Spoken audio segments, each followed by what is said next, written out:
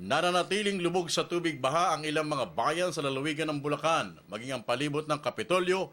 Heto ang sitwasyon ngayon. Ang mamang ito, inabutan naming tumatawid ng kalsada, subalit mistulang ilog na hanggang dibdib ang tubig nito dahil sa lalim. Hindi nila kalaing mistulang bagyong Undoy ang humagupit sa kanila. Hanggang pangkaraniwan, hita lang. Ngayon, nagdoble. Hanggang sa ngayon, nangangamba pa rin ang pamunang palalawigan ng Bulacan dahil sa 3 dam na nasa kanilang mga lalawigan ay nagpaabot na ng impormasyon na puno na ang baka ng mga ito at kinakailangan na rin magpakawala ng tubig kung magpapatuloy pa ang pagulan.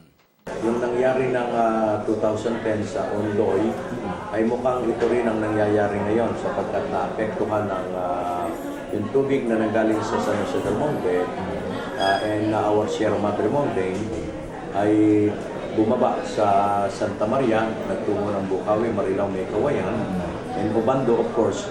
Pero this time nakasama ang Balagtas at ang Higinto.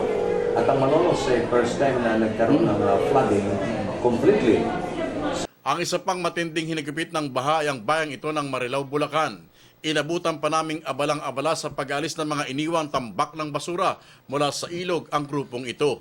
Ayon sa mamang ito, laking gulat nila sa pagregasa ng mga basura sa ilog na humampas sa kanilang mga tahanan. Ang tubig ko, galing dyan. Lumabas ko dyan sa riprap eh. Okay. Sinasapol nung akin ng bahay na yun. Ano po ang bansa niyo ito po? Ayan, Sa may yan harapan. lang nasa Tapos, dyan na lang siya paikot-ikot na lang. Tumitining na lang yung tulong. Kaya hindi siya nakaalis, kumapal siya ng kumapal. Halos lahat ng barangay sa bayang ito na malapit sa ilog, biktima ng baha. Kaya't bilang ayuda sa mga ito, abala din ang pamahalaang lokal para ayudahan naman ang walang makaing kababayan. Talagang matindi. Kung ako ang mag-a-assess do sa yun nangyaring pinsala nung nakarang Undoy, ay palagay ko halos hindi maguhuli sila.